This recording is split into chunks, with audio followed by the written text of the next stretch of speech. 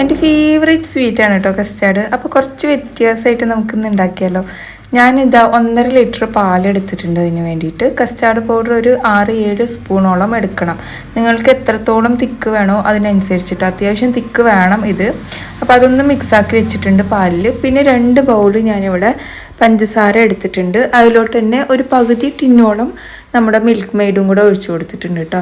ഇനി തിളച്ച ശേഷം നമ്മൾ മെൽട്ടാക്കി വെച്ച കസ്റ്റാർഡും കൂടെ അതിലോട്ട് ആക്കിയെടുക്കുക. അതാ ഈ ഒരു തിക്കിൽ വേണം നമുക്കിത് എന്താ പറയുക ഫ്ലെയിം ഓഫ് ആക്കിയെടുക്കാൻ വേണ്ടിയിട്ട്. പിന്നെ കുറച്ച് ഫ്രൂട്ട്സൊക്കെ കട്ട് ചെയ്തെടുത്തു. എൻ്റെ കയ്യിലുള്ള ഫ്രൂട്ട്സൊക്കെ എടുത്തു കേട്ടോ.